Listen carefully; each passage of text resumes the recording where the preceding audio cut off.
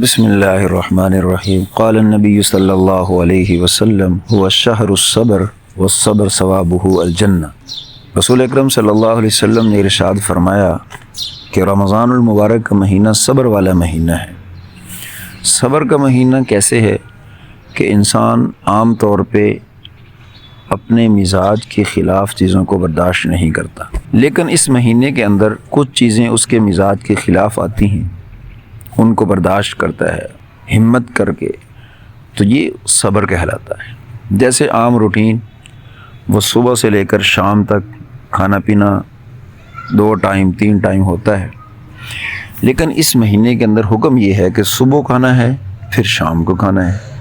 اب سارا دن کے اندر انسان کو کھانے پینے کا تقاضا آئے گا، بھوک بھی لگے گی، پیاس بھی لگے گی، لیکن وہ اللہ رب العزت کا حکم سمجھتے ہوئے ان پر صبر کرے گا۔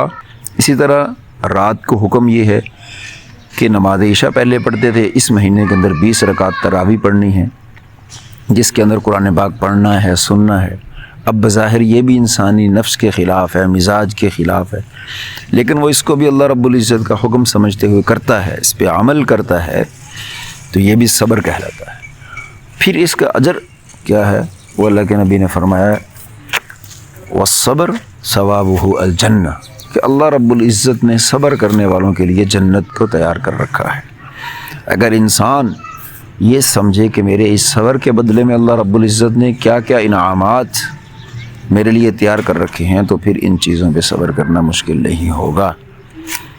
اور اسی طرح جیسے کلام پاک میں اللہ رب العزت نے فرمایا واللہ یحب الصابرین، کہ اللہ رب العزت صبر کرنے والوں سے محبت کرتا ہے، تو اس سے بڑا انعام اور کیا ہوگا کہ اللہ رب العزت صبر کرنے والوں سے محبت کرے۔